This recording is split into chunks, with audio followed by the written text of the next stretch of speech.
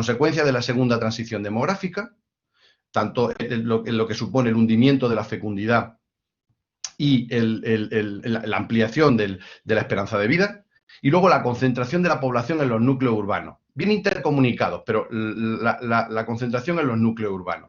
Bien, todas estas tendencias que son globales, queríamos ver cómo le afectan a Andalucía y cómo van a cambiar el panorama andaluz en los próximos años. De ahí que queramos hablar de las sociedades del futuro.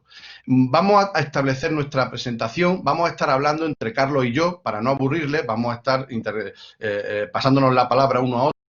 Hablaremos un poco de todo lo que es el desarrollo poblacional andaluz, la evolución poblacional andaluza, que lo va a comentar Carlos. Yo me encargaré de trabajar más o de presentarles más algunas pinceladas sobre la estructura poblacional de Andalucía y sobre las familias andaluzas, qué está pasando en la familia andaluza ante el cambio demográfico. Y luego Carlos hablará también un poquito de la ruralidad andaluza, esa que es tan importante en nuestra comunidad autónoma, y el papel de las migraciones. Un poco con eso queremos dar una visión general de algunas tendencias importantes que afectan a nuestra comunidad autónoma, insisto, en este cambio de ciclo en el cual nos estamos insertando. Ni Carlos ni yo somos demógrafos, lo que queremos es dar unas pinceladas que nos permitan reflexionar sobre esta nueva sociedad y, evidentemente, cada uno de estos puntos daría lugar a un cuaderno actualidad, seguramente, ¿no? Pero la idea, insisto, es que podamos reflexionar a partir de esos datos. Sin más, Carlos, te paso la palabra, por favor. Muchas gracias, Luis. Bueno, saludo a todos los asistentes y también reitero el agradecimiento al Centro de Estudios Andaluces. Y bueno, vamos a comenzar para ir sacando temario. Bueno, mire, nos va a gustar empezar con un pequeño repaso sobre la evolución de la población andaluza. La población en todas las sociedades occidentales, y podemos decir que en todo el mundo, en lo que ha sido el desarrollo del siglo XX, pues de una manera, digamos, que consideramos lógica, pues ha ido creciendo paulatinamente. Andalucía en el año 1900, como pueden ver aquí, tenía unos 3,5 millones de habitantes y en el año 2000, un siglo después, pues doblaba esa cantidad, con 7,3 millones habitantes. Entonces, ¿qué ocurre? Digamos que ha sido como un desarrollo natural, ¿no? La esperanza de vida ha ido aumentando, la natalidad fue aumentando hasta cierto punto y tal. Entonces, sí me gustaría comentarle algunas cosas sobre esta evolución andaluza sin pararme demasiado en los datos, porque no es cuestión, esto lo podemos mirar en cualquier sitio, pero sí ver respecto a España, en estas dos últimas columnas que vemos aquí a la derecha, respecto a España, pues al principio del siglo XX, pues más o menos teníamos un ritmo parecido, ¿no? Pero sí que es cierto que a partir del año 40 o sobre todo del 50, España sigue con un crecimiento, digamos, en torno al 8 o 10%, 10 por mil, perdón, y Andalucía se desmarca y pierde mucha población. O mejor dicho, más que perderla, deja de ganar población al ritmo que lo estaba haciendo el resto del territorio. Y eso ahora veremos un poco a qué conclusiones o a qué final ha llegado, ¿no? Y también por qué ha sido. Bien, después un poco se recupera a partir de los años 80, Andalucía va justo al contrario que España. España crece un 3,3% por mil y Andalucía crece más del doble de esa cifra. Y bueno, y después ya sabemos que con la entrada del siglo XXI, pues por la primera década fue muy fructífera en muchísimos aspectos y en la segunda década pues nos encontramos con un estancamiento de la población. No estamos diciendo que haya que crecer siempre, pero sí que es cierto que la tendencia es lo que nos va a marcar un poco el panorama actual y esa es la foto que hemos querido sacar. Entonces, esa evolución de la población no pasaría nada si esa evolución fuese de un modo homogéneo, a nivel de 3 puntos fundamentales. ¿Cuándo ha ocurrido? ¿Por qué causa ha ocurrido? ¿Y en qué territorios? Entonces, eso, como podemos suponer, y pasa en todo el territorio nacional y en todos los países, digamos, occidentales, no ha sido de forma homogénea y entonces ha traído ciertas consecuencias. Ya hemos pasado aquí. Bien, una de las cosas que tenemos que ver son las causas o cómo ha sido ese aumento de población. Pues bien, en este gráfico se ve muy bien, ¿no? Si ustedes ven, aquí tenemos las mismas décadas que antes, pues entre lo que es los años 50 y 70, la emigración, o sea, de Andalucía, salió casi 2 millones de personas salieron de nuestro territorio. No obstante, no perdió población porque el saldo vegetativo, digamos, el que hay entre los nacimientos y defunciones, era bastante, digamos, profundo, que son estas barras que tenemos en color oscuro hacia arriba. Bien, este circulito chiquitito con el borde negro indica el crecimiento de la población. Entonces, aquí fíjense que en esta década casi no se creció debido a la cantidad de gente, casi 1 millón de personas que salió de la comunidad. Bien, esto lo comento porque cuando hablamos de las migraciones, de los problemas que tienen o los problemas que nos pueden traer, tenemos que mirar un poco atrás y ver que esa evolución ha sido de muchos tipos. Bien, si nos venimos al momento actual, Andalucía, como hemos visto en la tabla anterior, casi no está creciendo en población porque el saldo vegetativo, o sea, la diferencia entre nacimiento y defunciones es casi nula. De hecho, en el año 2018 fue la primera vez que hubo un balance negativo, y migraciones pues tampoco están ayudando a que la población crezca. De manera que esto es lo que nos hemos encontrado. Bien, ¿qué ocurre si la población no crece o tal? Bueno, pues tampoco tendríamos que alarmarnos si no creciese y se mantuviese de alguna forma. Pero lo que ocurre además de esto es que a nivel territorial no es de forma homogénea. Bien, en este mapa de aquí estamos viendo sombreados de color verde aquellos municipios donde la población del 2019 es mayor que la población que tenían en el año 2000. Bien, si nos fijamos entre 2019 y 2000, la población andaluza ha crecido en 1 millón de habitantes, 1 millón y algo. Bien, pero si nos fijamos, lógicamente hay muchos municipios, toda esta parte del norte y toda la parte, digamos, más un poco montañosa, ¿no?, de la comunidad, pues ha perdido población. Y ha perdido población con cierto, digamos, gravedad en algunos casos. Y entonces, claro, ese aumento de población o ese mantenimiento de la población solo se está dando en ciertas zonas y en otras zonas pues no. Y entonces eso es lo que hace ese desequilibrio. Si queremos ver algún dato sobre esto, repito, no quiero aburrirles mucho con esto, prefiero que haya un debate al final y podamos comentar alguna cosa. Podemos comentar, si tomamos de referencia los municipios que tienen menos de 5.000 habitantes, a ver, un municipio que tenga 5.000 habitantes, eso no significa que sea mejor o peor. Si se mantiene con 5.000, pues no hay ningún problema. Pero un municipio, si tomamos de referencia los municipios con menos de 5.000 habitantes, y después lo veremos en la estructura rural, pues podemos ver como en Jaén, el 94% de sus municipios que tienen menos de 5.000 habitantes ha perdido población. Pero es que el 65% ha perdido más de un 10% en lo que llevamos de siglo. Y si miramos respecto a España, bueno, pues en España el 44% de estos municipios ha perdido población, pero más del 20% de la población, pero Almería, contando que los municipios andaluces son mucho más grandes, entonces es más difícil encontrar municipios más pequeños, Almería, Córdoba, Jaén y bueno, el total de Andalucía, estamos hablando de casi un 20% de municipios que han perdido más de un 20% de población. Y eso ha traído unas repercusiones que ahora vamos a desarrollar en los siguientes puntos.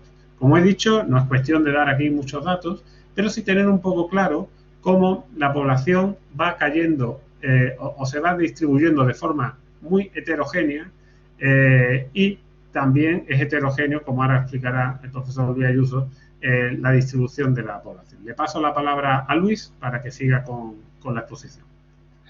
Muy bien, muchísimas gracias, Carlos. Bien, yo voy a continuar hablando un poquito de la estructura poblacional que tenemos. Vamos a ver por qué se caracteriza nuestra comunidad autónoma. El primer rasgo que tendríamos que destacar es que Andalucía presenta las mismas tendencias demográficas que las sociedades avanzadas, algo que ya sabíamos.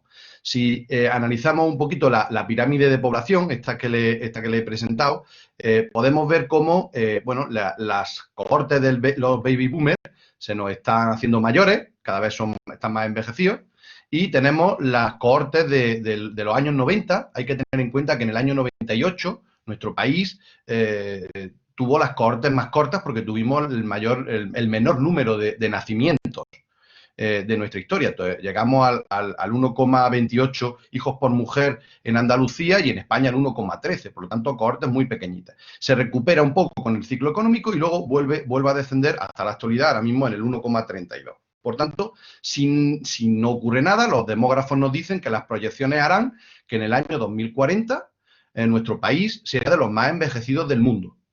tengamos el mayor porcentaje de personas mayores y también una mayor esperanza de vida.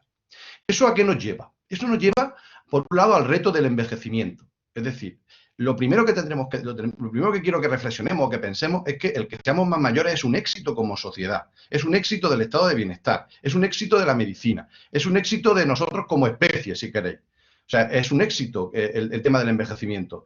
No podemos ni criminalizar a los pensionistas, ni echarle las culpas a los mayores, porque no ha lugar. Es decir, es un éxito como sociedad que la gente viva más años, todos queremos vivir años.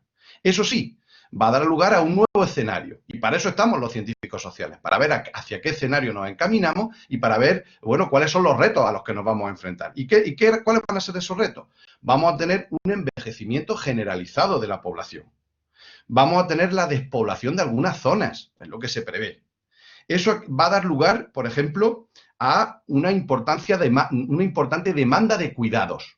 Importante demanda de cuidados porque vamos a tener más población mayor. Va a haber diferencias territoriales importantes y vamos a tener que repensar, reestructurar el estado de bienestar. Por tanto, es una cuestión que simplemente hay que tenerla en cuenta en función de lo que nos dicen, en función de dónde vamos. Este hecho viene relacionado con el hundimiento de la fecundidad. Si lo analizamos a nivel comparado, nuestra comunidad autónoma está bien en comparación con el resto de comunidades españolas. Tenemos 1,32 hijos por mujer, es un hundimiento absoluto. Pero en comparación con otras comunidades, como Galicia, Asturias, tal, pues bueno, pues estamos un poquito mejor. Pero eso no quita que fijaros la pirámide de población y fijaros, la pirámide de población andaluza, fijaros hacia dónde vamos. Hacia una sociedad donde cada vez nacen menos niños.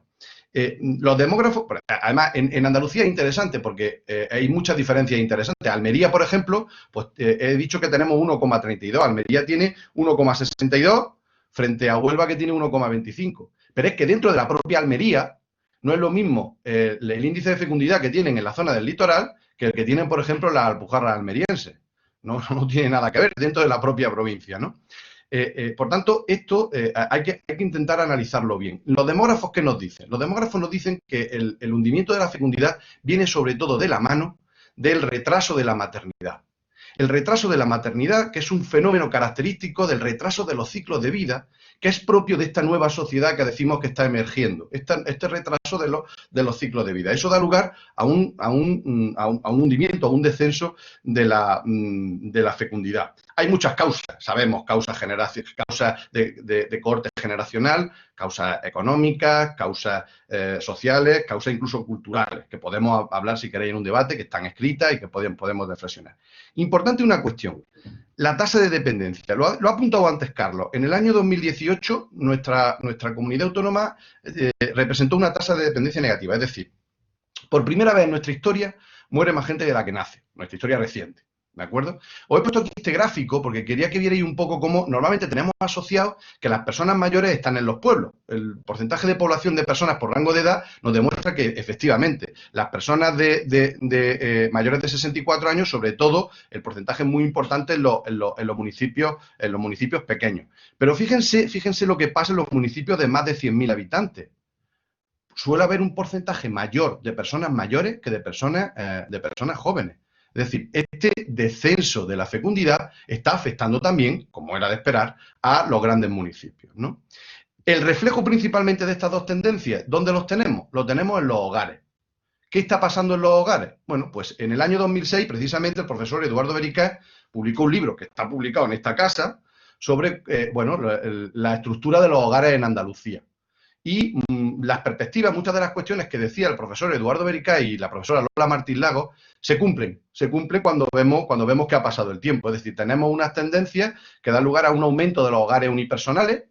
Actualmente estamos alrededor del 23% de hogares unipersonales, España está en el 25%, Suecia está en el 46%, Alemania está en el 44% de hogares unipersonales.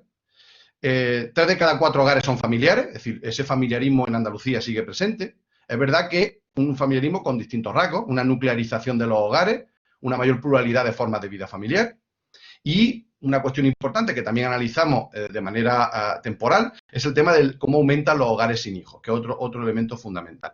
Os pongo aquí que deberíamos de reflexionar o de revisar un poco las tesis de la individualización, que son las tesis teóricas que se han utilizado tradicionalmente para explicar estas tendencias.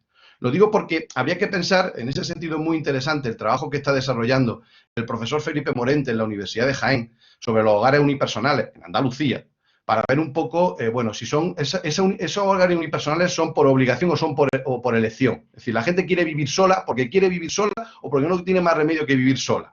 Eso es lo que quiero que le podamos una vuelta a la hora de reflexionarlo. Y no me quiero detener mucho más. Pasamos a qué es lo que está ocurriendo en las familias, que es otro de las, evidentemente hemos visto los grandes indicadores demográficos, pero tenemos que detenernos en las familias. Una cuestión importante antes de empezar. Las familias son los laboratorios sociales. Es donde se produce realmente el cambio social, es donde se cambian los significados, es donde se cambian las pautas. Es donde, como dice Margaret Archer, ocurre la metastasis, por ejemplo, que ocurre dentro de la familia. ¿De acuerdo? Por tanto, es importante ver qué es lo que está ocurriendo. ¿Y qué es lo que está ocurriendo? Pues, en principio, las familias andaluzas tienden a tener las mismas tendencias que la familia a nivel de las sociedades avanzadas. Por ejemplo, una mayor individualización, una mayor privatización, un mayor factor emocional en la configuración familiar. ¿Y todo ello a qué es debido? Pues es debido a que si nos ponemos a ver un poco qué es lo que ha pasado en las familias andaluzas, nos damos cuenta que hay una mayor probabilidad de tener valores posmodernos o posmaterialistas. Hay una mayor cultura urbana y estilos de vida urbanos. Por ejemplo, la Andalucía de los años 60 a la actual, vemos cómo hay una mayor cultura y un estilo de vida urbano, prácticamente homogéneo. Ahora nos contará Carlos qué es lo que ha pasado en los pueblos. El aumento del nivel educativo generalizado es fundamental. Como sabéis, como científicos sociales, esta variable explica mucho. Sobre todo, el aumento de los niveles educativos de la mujer. El papel de la mujer en el estado del bienestar, fundamental. Y, por supuesto, todo el desarrollo del estado de bienestar, que es clave. A nivel concreto, ¿qué es lo que pasa en Andalucía? La nuclearización de los hogares, ya lo hemos visto. ¿Qué significa esa nuclearización? Pues que cada vez hay menos probabilidad de que convivan varias generaciones en el mismo hogar, sino que vive, bueno, es la familia nuclear con distintos cambios, con mucha pluralidad de formas de vida de familia, pero esa nuclearización. Una desinstitucionalización del matrimonio, cada vez la gente se casa más tarde y menos. Si comparamos los datos, pasamos de un 6,9 por mil a un 3,5 por mil. Un leve aumento de las parejas de hecho. En el registro que tenemos en Andalucía de parejas de hecho se detecta un incremento, pero tampoco muy espectacular, Un aumento de los hijos fuera del matrimonio, que esto sí que es espectacular. Nosotros vemos que en el año solo había un 3% de hijos que se tenían fuera del matrimonio. Actualmente hay casi la mitad, un 48%, y esto sí que es un cambio importante. Y el aumento de los divorcios. En el año 98 teníamos 13 divorcios por cada 100 matrimonios. Actualmente tenemos 58 divorcios por cada 100 matrimonios al año. Por tanto, eso está cambiando la configuración de lo que es la familia, ¿no? Pero cuidado, todo ello dentro de una cultura familiarista, con un peso estructural muy importante. Yo le he puesto aquí un gráfico, que este no está en el cuaderno Actualidad, porque este es de un artículo que acabo de publicar en la revista Panorama Social, que está abierta en Internet, donde lo que hago es que analizo un poco cómo han cambiado las actitudes de distintos países en relación a la familia. Y si ustedes se fijan, no sé si puedo coger el puntero, para señalarle, no puedo. Sí, bueno, si ustedes se fijan, verán cómo a nivel de opiniones, a nivel de actitudes, los españoles tenemos un nivel muy similar a los suecos. Esto sí que es un cambio también importante. Como a nivel de comportamiento somos muy familiaristas, pero a nivel de actitudes somos muy abiertos, muy tolerantes, en algunos casos, como veis aquí, incluso superior, por ejemplo, al divorcio. Somos más tolerantes que en Suecia, por ejemplo, ¿no? Y por tanto es una cuestión importante. Y voy terminando. ¿Cuáles son los retos que tiene la familia andaluza? Dos principalmente. Para mí, dos retos clave. Uno, el tema de la emancipación. Hay que hablar de los jóvenes. Tenemos una emancipación media. Los jóvenes se están emancipando a los 29,5 años, cuando en la época del ciclo del boom económico bueno eran los 27 años. 29,5 años. Casi la mitad de los jóvenes entre 18 y 34 años vive con sus padres. Las transiciones a la vida adulta es cada vez más compleja, pero hay que poner el énfasis en los jóvenes, porque ellos son los que tienen ese proyecto de vida y son los que no se les está dejando hacer su proyecto de vida. Por tanto, yo pondría especial énfasis como uno de los retos, el reto de la emancipación, y otro, el reto de la conciliación, en dos niveles. Ese pacto entre familia, mundo laboral y estado de bienestar, que es muy importante. Es decir, no podemos ser, ahora mismo España es el país 34 de los 38 países de la OCDE en inversión directa de apoyo a la familia. Somos el 34. Sabemos que vienen muchos cuidados, vamos a tener muchas demandas de cuidado. Las políticas familiares son muy necesarias. En Andalucía estamos empezando, pero es que hay otras comunidades que nos llevan muchísima ventaja. Y va a ser muy importante por esa demanda de servicio. Y en segundo lugar, todo el tema de la corresponsabilidad. Aquí os pongo un dato sobre algunas tareas domésticas y cómo la diferencia entre hombres y mujeres. Es verdad que si lo vemos desde la perspectiva temporal, vamos en la tendencia de que haya una mayor igualdad. Pero es muy lento, todavía es lento. Por tanto, hay que pensar, hay que prestar atención a lo que está pasando en la intimidad, la revolución de intimidad, como a mí me gusta contar, que es lo que está pasando dentro de la familia y dentro de los hogares. Esto sería la imagen general de Andalucía, con algunos rasgos, algunas pinceladas desde el punto de vista demográfico que hacen referencia a estos retos. Vamos ahora a pasar al reto de la Andalucía rural, que es también otro impresionante y muy importante. Carlos, te paso la palabra. Muy bien, Luis, muchas gracias. Bien, como ha comentado el profesor Luis Ayuso, vamos a hablar un poco de la ruralidad andaluza que tenemos aquí en el siglo XXI, porque una de las características, no solo a nivel de la comunidad autónoma andaluza, sino a nivel nacional o, si queremos, a nivel histórico, es el ámbito rural, la potencia que tenía el ámbito rural. ¿Qué entendemos por ruralidad?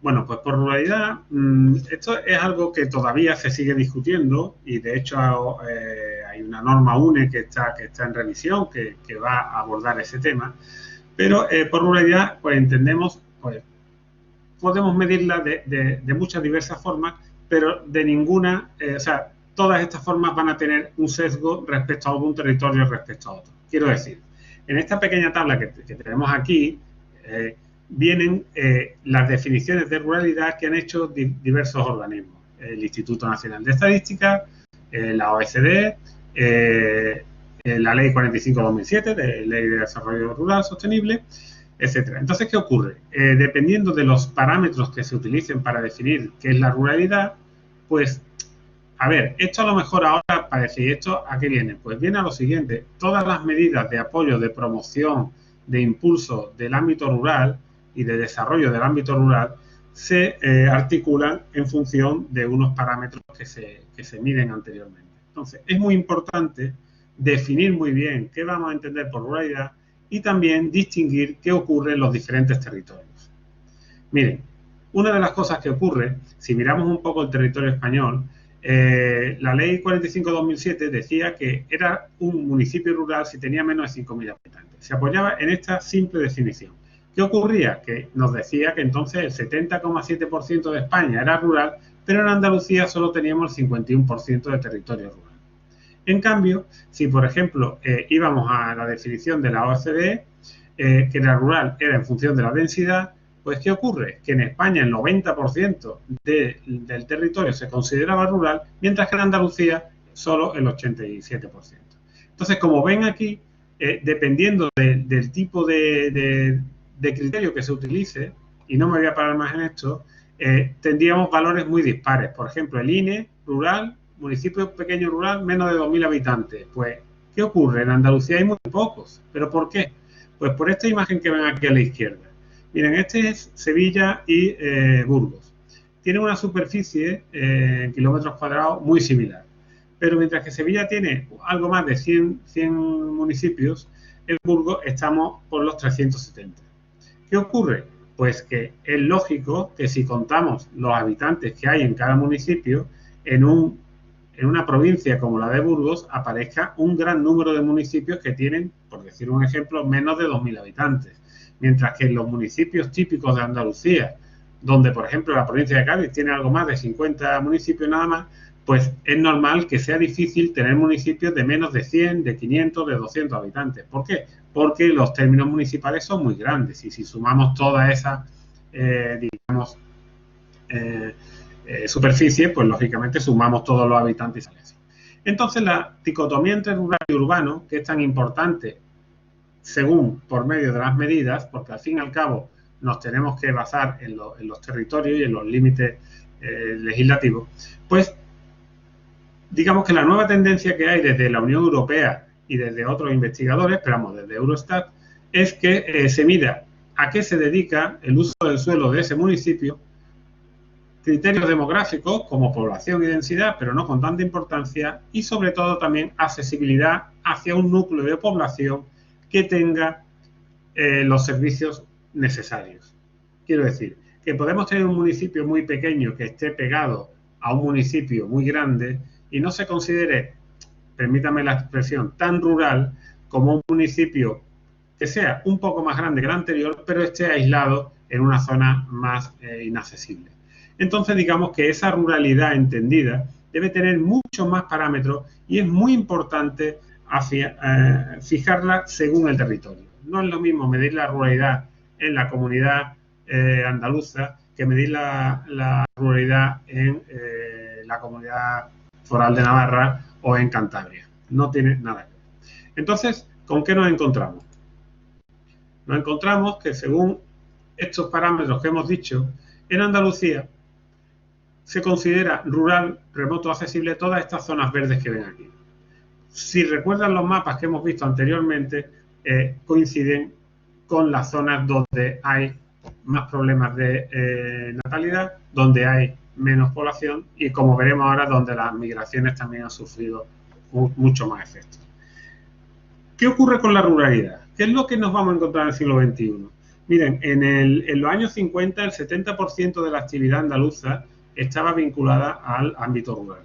Y en la actualidad solo el 10% de la población activa andaluza o la población ocupada se dedica a algo relacionado con el ámbito rural.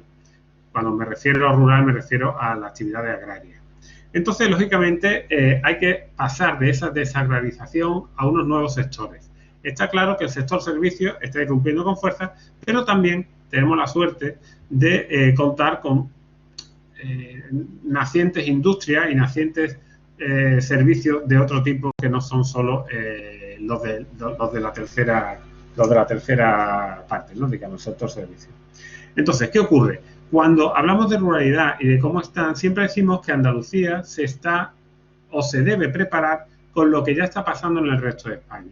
Bien, yo creo que en Andalucía realmente está pasando casi lo mismo que en el resto de España. Lo que ocurre es que lo que nos encontramos es que a nivel numérico de los parámetros que se usan en los organismos oficiales, los números de Andalucía siempre salen menos, digamos, pesimistas.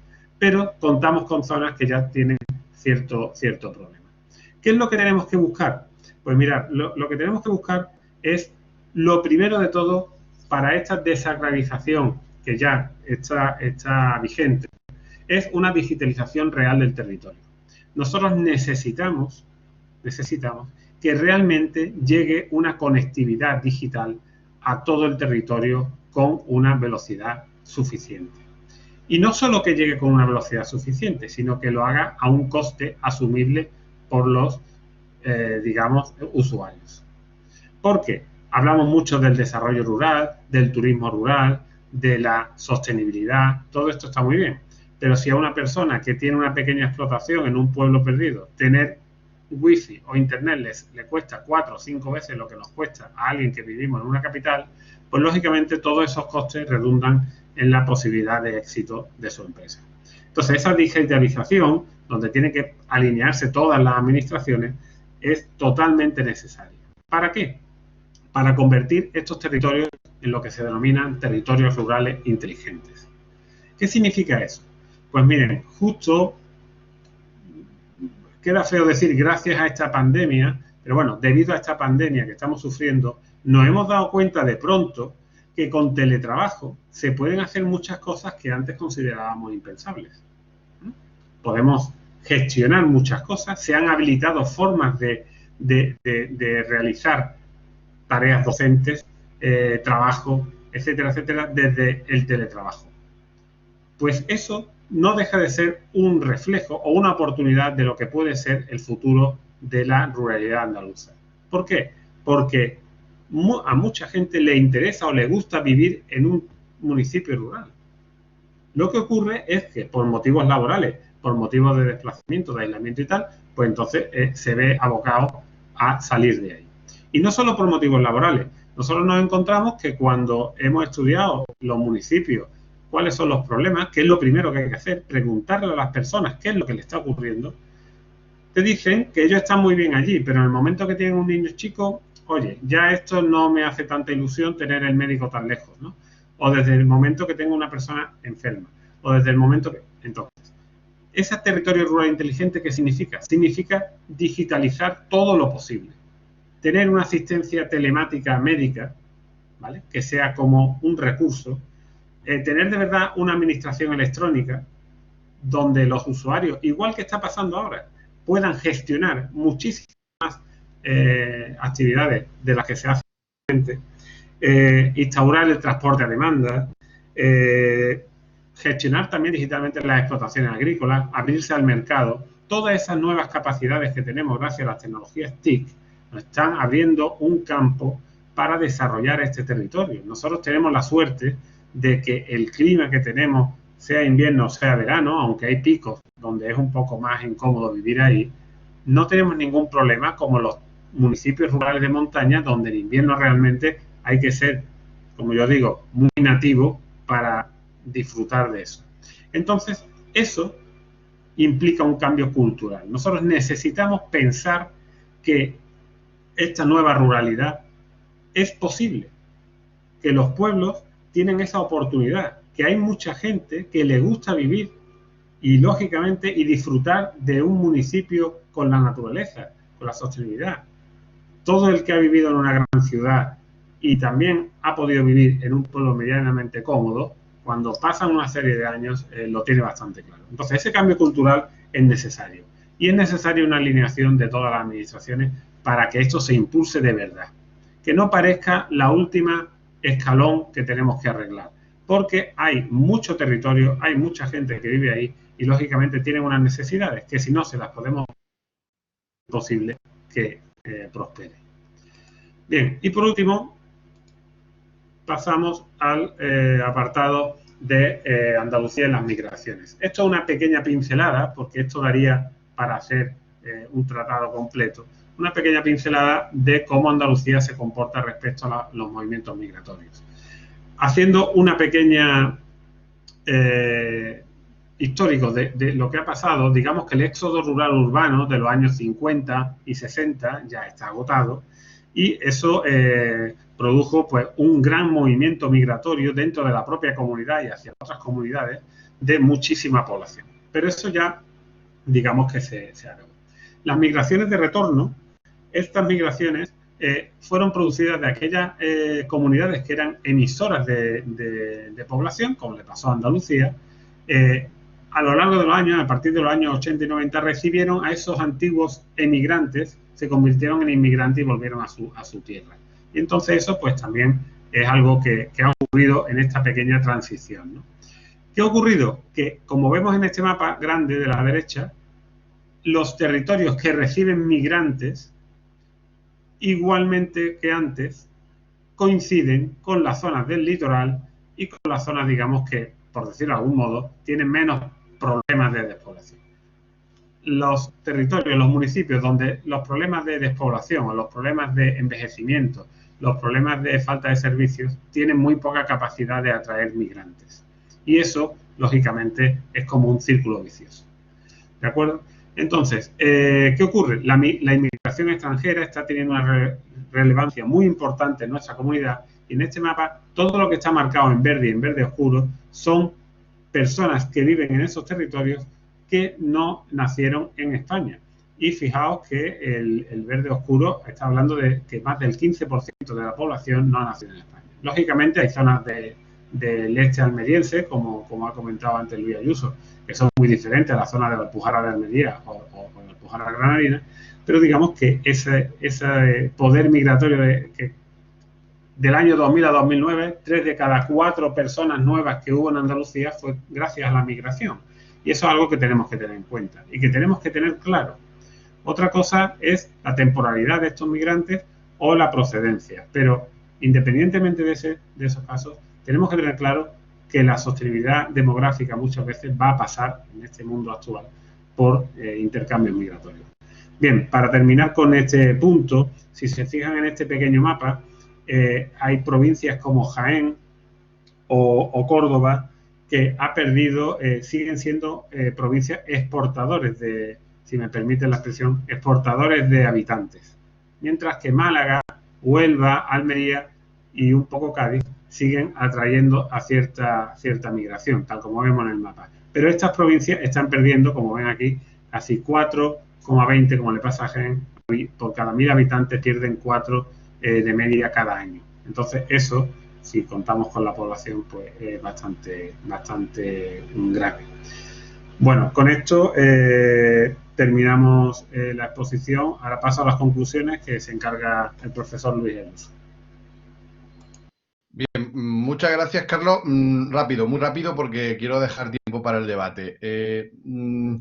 4 pinceladas importantes que creo que podemos reflexionar sobre ellas. En primer lugar, muy importante tener en cuenta que nos encontramos ante un cambio de ciclo. Es un cambio de era y eso va a cambiarlo todo. Nada va a volver a ser como antes, no por la pandemia, sino porque la pandemia lo que ha hecho ha sido acelerar el cambio. Pero vamos hacia un nuevo escenario. Este escenario nos va a dar lugar a nuevas cuestiones importantes. Desde el punto de vista demográfico, somos la región más poblada de España, no hay duda, pero cada vez nos estamos adaptando más rápido a las mismas tendencias que tiene España. Y por tanto, cuidado sobre todo con las diferencias interregionales que están surgiendo en Andalucía. La importancia de lo rural ha quedado clara con lo que ha comentado Carlos. Es fundamental. Lo urbano necesita lo rural y lo rural necesita lo urbano. Esa cultura rural también forma parte de la idiosincrasia andaluza y, por tanto, forma parte de cómo somos los andaluces. Por tanto, hay que repensar muy bien el tema de los pueblos.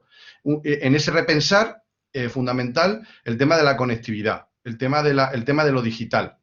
Las nuevas autopistas del siglo XXI son las autopistas por Internet. La demanda que teníamos en los años 80 de las autovías, ahora la hemos sustituido por el 5G o por el 4G o por el GE, que llegue el Internet a cualquier sitio, ¿no? Es fundamental transformar los retos en oportunidades. Estamos en un cambio de era. Ese cambio de era va a suponer nuevas oportunidades, nuevos empleos, nuevas cuestiones importantes. Algunos factores clave, el tema de la educación, el tema del medio ambiente, la sostenibilidad. Hay que trabajar, hay que creerse. El tema medioambiental es muy importante, va a ser uno de los factores clave en el desarrollo de la sociedad del conocimiento. Y Andalucía tiene un potencial importante, pero hay que creérselo. El tema de la economía circular, el tema de sostenibilidad es fundamental. Va a ser un eje que va a demandar empleo. Y, por supuesto, pues, todo nuestro patrimonio cultural, todo nuestro poder de atracción que tenemos y, como bien ha dicho Carlos, muchas veces hay muchos estudios desde los años 60 analizando por qué Andalucía no se desarrollaba más o no se desarrollaba tan rápido como otras regiones. Y muchos de esos estudios muchas veces se le olvidaba una pauta clave, que es una pauta cultural. Hay que estudiar muy bien nuestra cultura, porque si la cuestión es cultural se puede cambiar. Y si se puede cambiar podemos transformarnos, podemos aprovechar esta nueva era para subirnos al tren y poder disminuir las diferencias con respecto a regiones. Bien, pues yo me quedo aquí. Muchas gracias y dispuesto a las preguntas y las cuestiones que consideréis. Muchísimas gracias, Luis. Muchas gracias, Carlos, por vuestras exposiciones. Han sido muy ilustrativas y además muy dinámicas, que me ha hecho verdaderamente muy corto.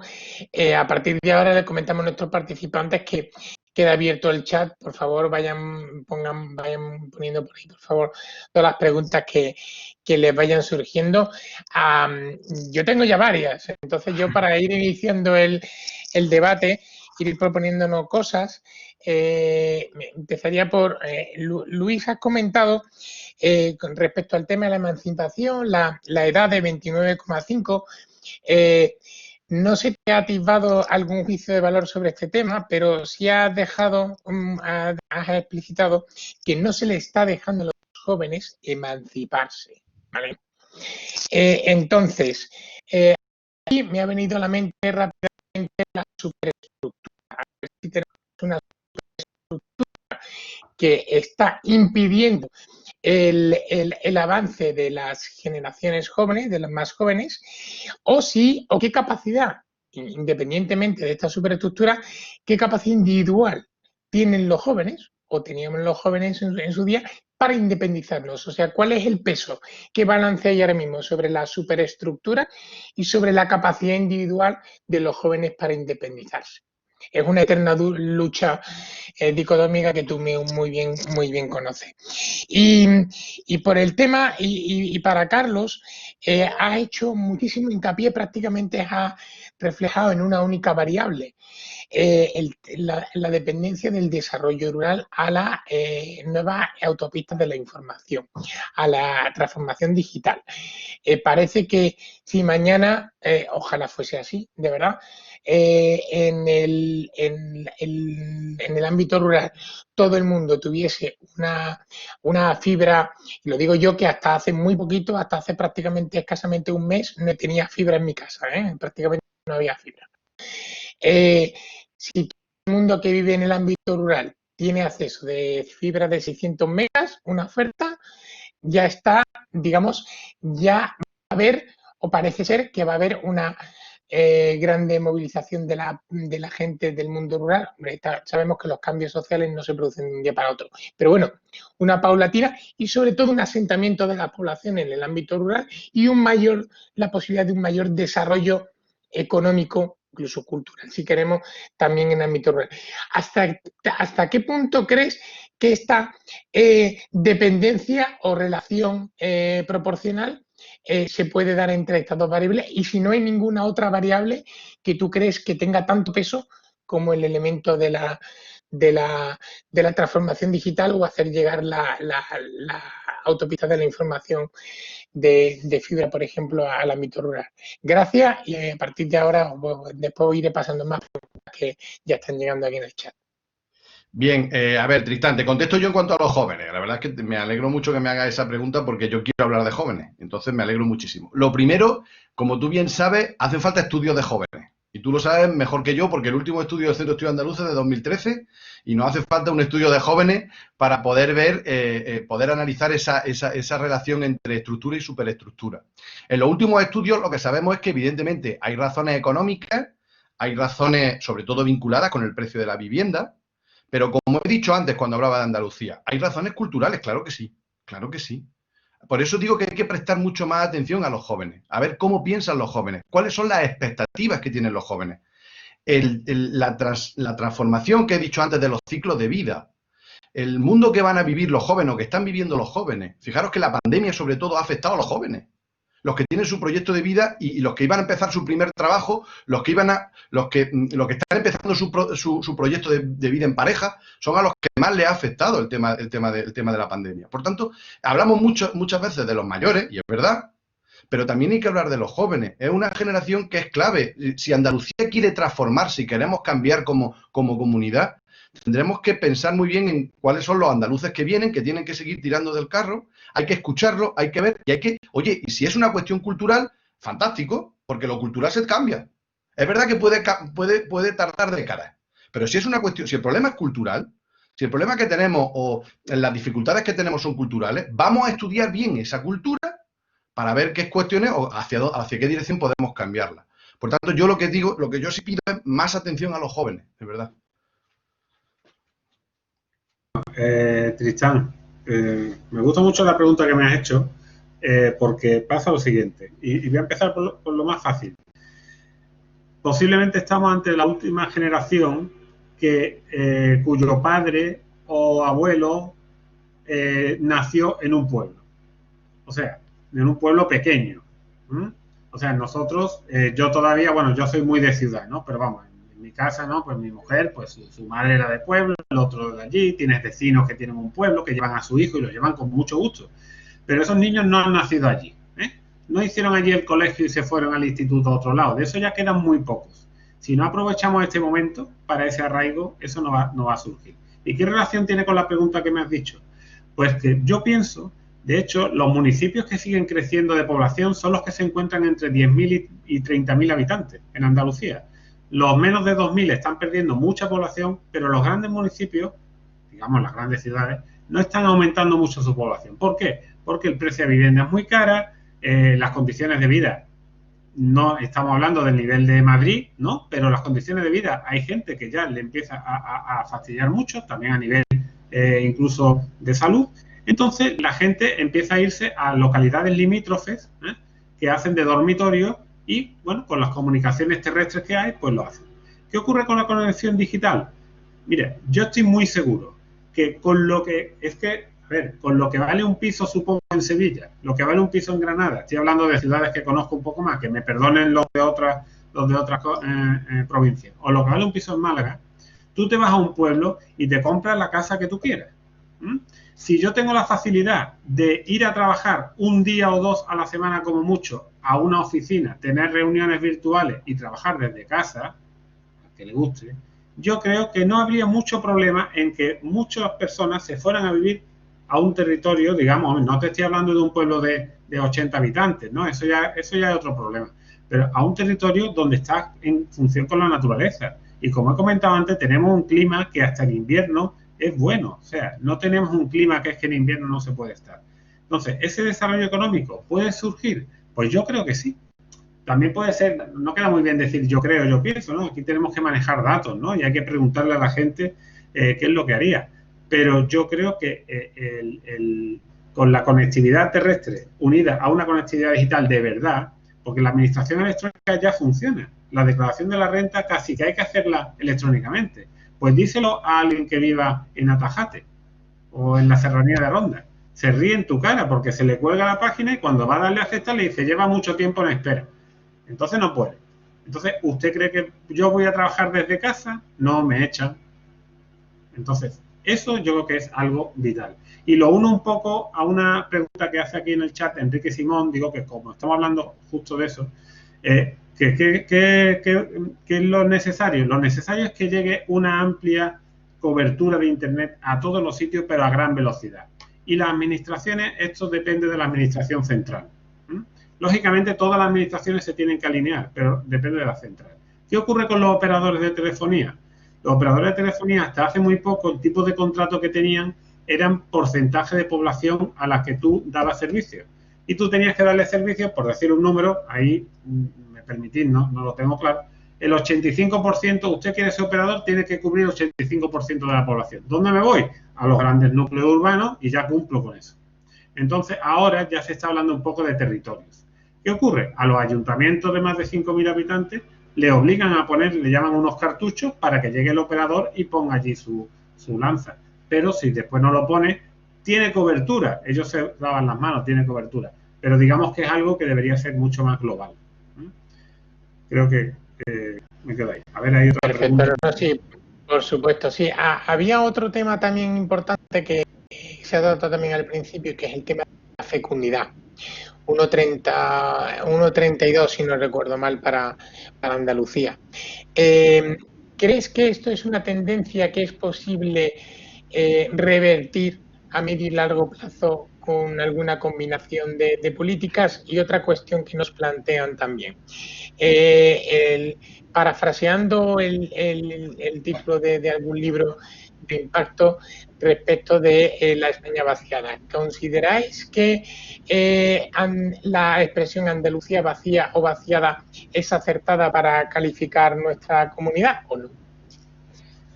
Bien, yo contesto si quieres a la de fecundidad y te dejo a ti, Carlos, si quieres la de la España vaciada, ¿vale? Vale. O si quieres contesto yo también, no me importa. A ver, en relación a lo de la fecundidad, a ver, las transformaciones demográficas son transformaciones generacionales. Y lo que nos dicen los datos es que a corto y medio plazo, no.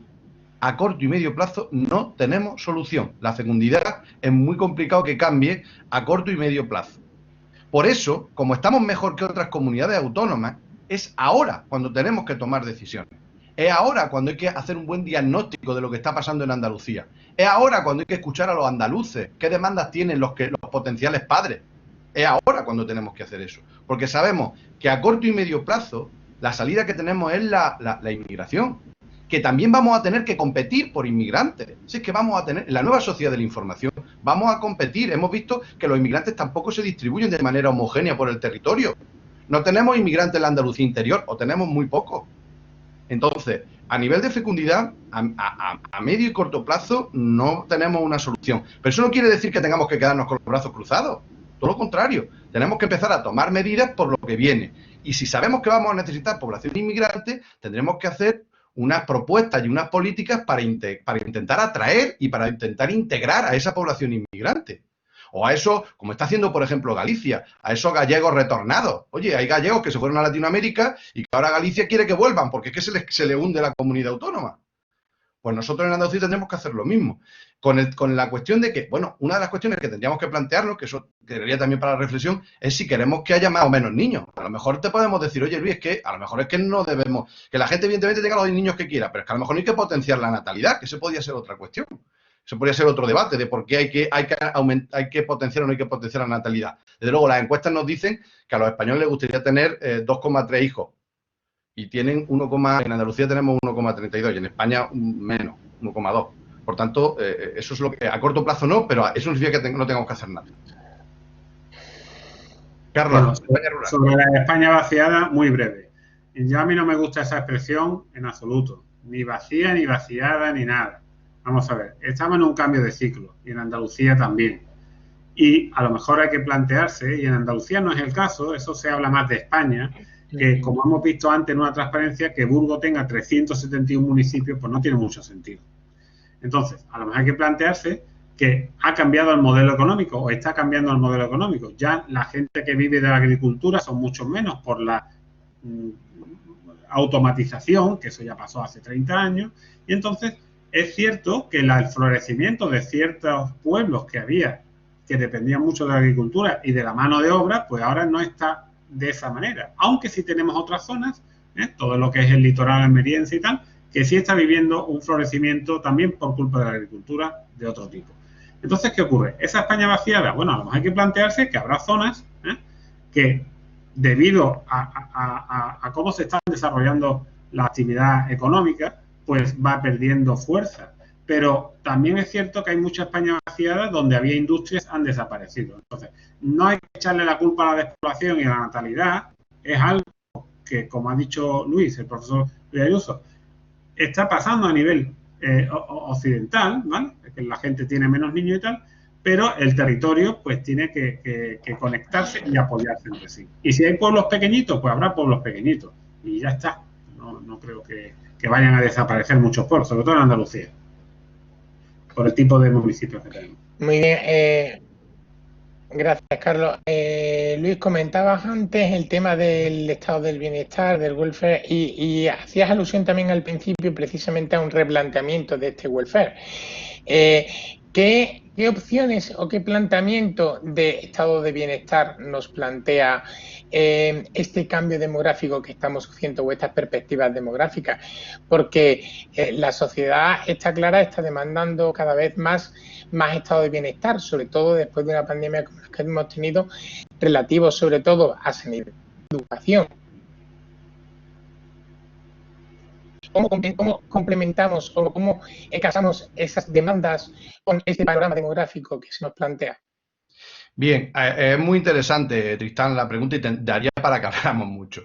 Pero una cuestión rápida. A ver, una de las principales cuestiones que trae la transformación demográfica y el estado de bienestar es que vamos a tener una generación de personas mayores muy grande y una generación de potenciales cuidadores muy pequeña. Eso es muy fácil. Sin ser un gran demógrafo, podemos ver que las cohortes del baby boom van a llegar a ser mayores y que han tenido muy poquitos hijos y entonces esos hijos van a tener que responsabilizarse de los cuidados.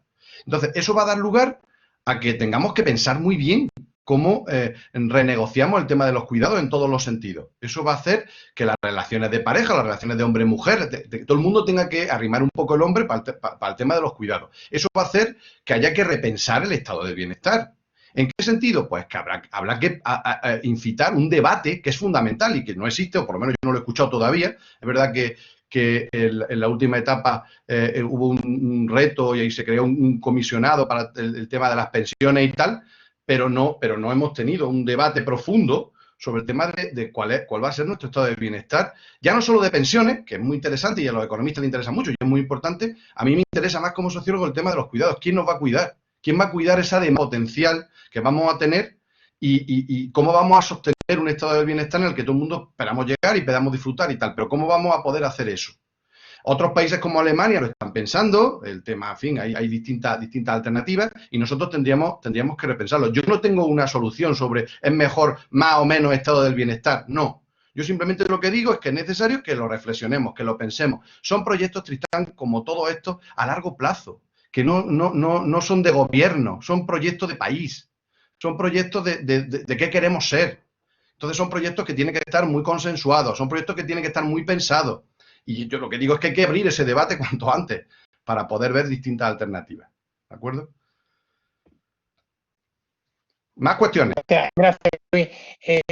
Mercedes nos pregunta para Carlos, ¿se pueden jerarquizar las prioridades para el desarrollo rural? Comunicaciones, salud, hospitales como 100 kilómetros, educación, y cómo articular una política agraria dentro del marco de la Unión Europea. A ver, esa pregunta es muy buena. Mercedes, muchas gracias por tu pregunta. Vamos a ver. Las prioridades para el desarrollo rural es algo de... A ver, esto es muy difícil, ¿no?, de articular, pero lo que está claro es que la población que como el que dice, tiene esa intención de mantenerse viviendo en un lugar, vamos a pensar en un pueblo un poco remoto, en el momento en el que tiene cuidados médicos, digamos, constantes, o tiene niños pequeños o tal, se piensa muy mucho y salir de ahí, aunque no le importe para ir a trabajar a hacer 70 kilómetros al día. Entonces, ¿qué ocurre? Las prioridades, lógicamente, es tener buena comunicación, vamos a suponer, por carretera, pero vamos, eso se supone que en Andalucía no tenemos lo mejor, pero tampoco lo peor, pero sobre todo una comunicación digital. Y como me he dicho antes, la teleasistencia sanitaria es un proyecto que está un poco congelado, porque ahora con la pandemia está todo congelado, pero es un proyecto que se está pensando porque en los pueblos muchas de las cosas que ocurren es que las personas mayores viven solas y están aisladas. Entonces, cuando pasa algo se enferma, se pueden enterar muy tarde. Entonces, crear en los ayuntamientos centros digitales para que, mediante teleasistencia, pues puedan hacer esto. Para el desarrollo rural hay que, digamos, proveer de servicios básicos a la ciudadanía para que no vea un impedimento en eso. Después la gente, si le gusta vivir ahí, le da igual perder más o menos tiempo para ir a trabajar. Hay gente que vive en Málaga, que es donde yo vivo, y trabaja en Marbella, y todos los días tarda 45 minutos en ir y venir a trabajar, ¿vale? Entonces, se puede hacer de otro lado. Entonces, el tener la cobertura digital para poder, no cobertura digital para tener internet, sino para poder tener servicios digitalizados, como hemos dicho, un transporte a demanda, con aplicaciones para el móvil, tener el servicio de teleasistencia sanitaria, escuelas interconectadas, no cerrar tantos colegios y tener escuelas interconectadas de manera que los niños se desplacen lo mínimo, ¿vale?, para hacer estas cosas, y lógicamente una administración digital. La política agraria dentro de la UE, bueno, pues es que esto, cada vez que en la Unión Europea, y aquí te hablo un poco con menos experiencia, por ejemplo, ahora se ha sido el Reino Unido, ¿no?, pues entonces se recalcula todo.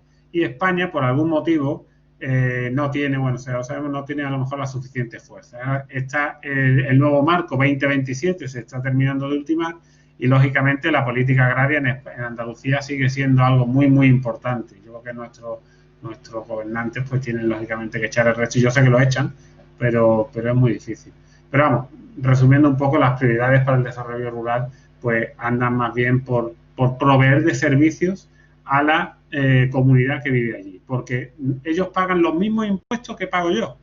Si alguien en el mundo rural factura 50.000 euros al año, vamos a poner, ¿no?, un sueldo así bueno, y yo lo facturo, él paga los mismos impuestos que yo. Pero yo tengo 4 colegios para elegir, tengo hospitales, tengo autovías, tengo policía, tengo de todo.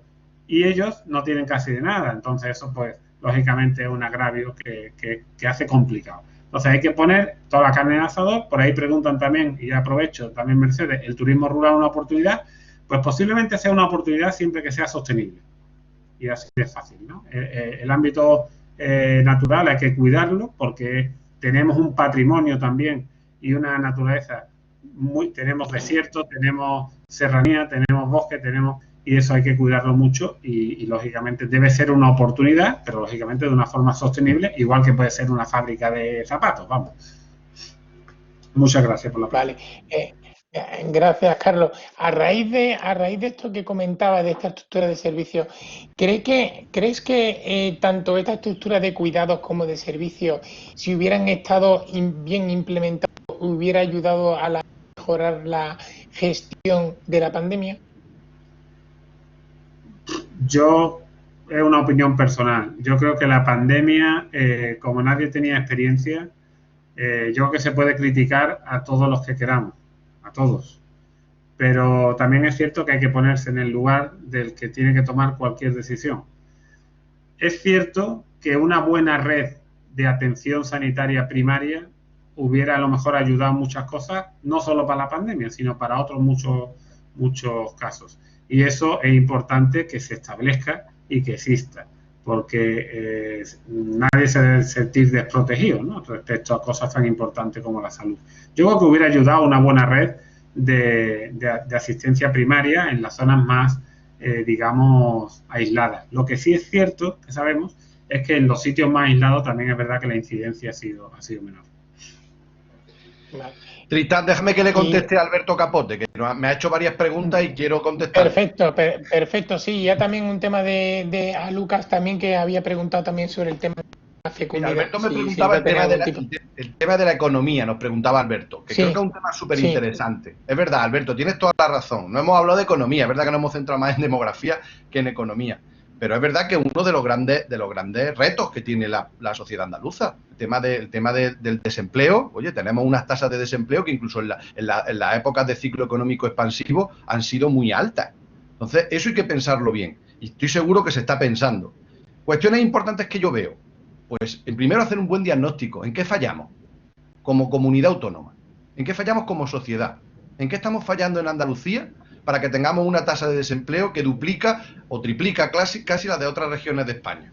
Eso es lo primero que tenemos que plantearnos. La respuesta no es fácil, por supuesto que no, pero sería lo primero que tendríamos que hacer. Por ejemplo, a mí me viene a la cabeza por qué lideramos el ranking de fracaso escolar.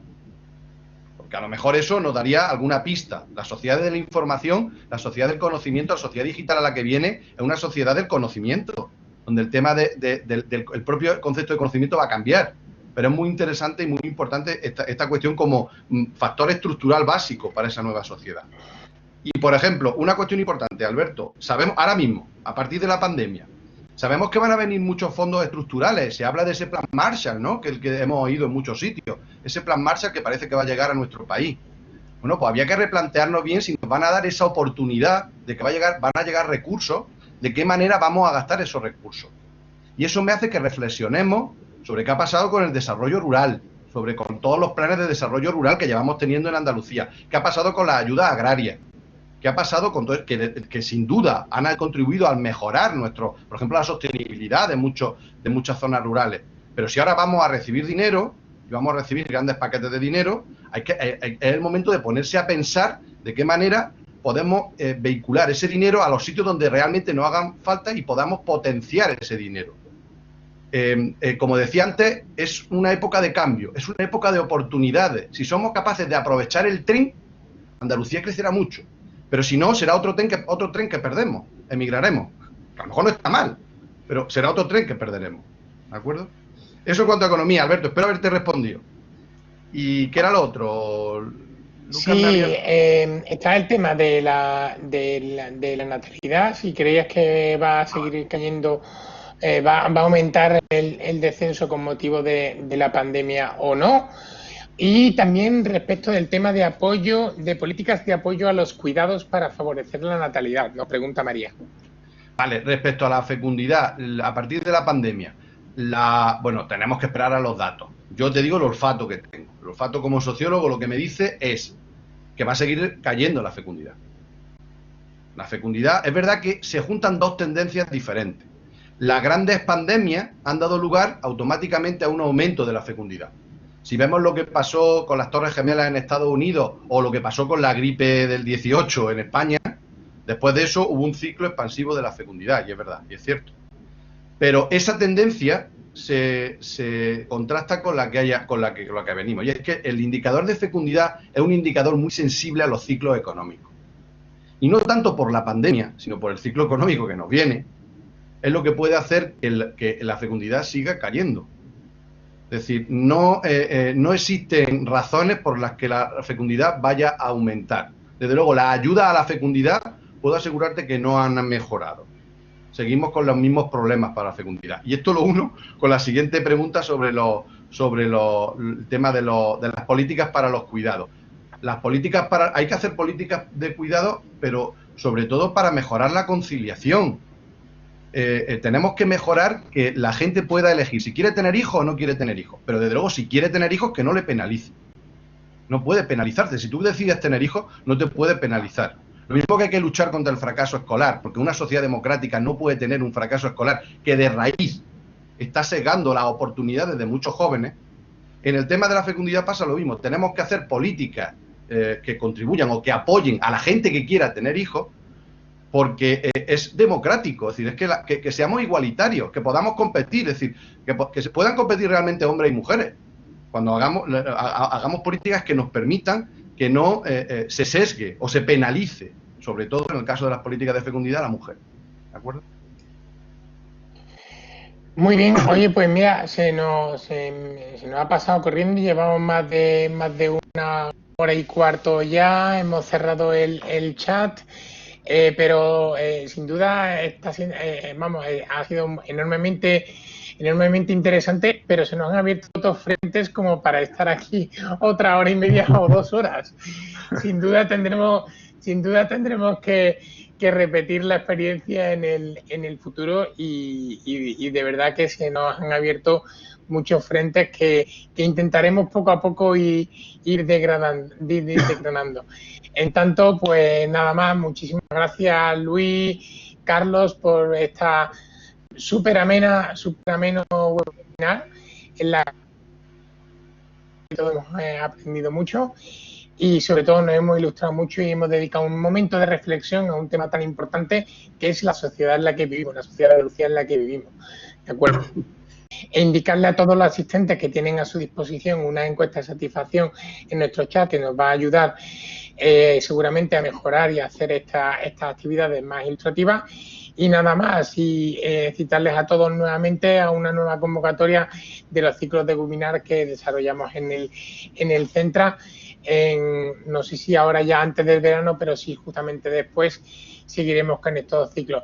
Muchísimas gracias por vuestro trabajo, por la ilusión y la pasión que le ponéis a vuestro trabajo en toda y cada una de las cosas que lo hacéis. Y nada, os deseo muy buena tarde y que estéis muy bien y nos vemos pronto. Un saludo. Muchísimas gracias, Tritán. Gracias por todo. Gracias, Tritán, y muchas gracias a todos.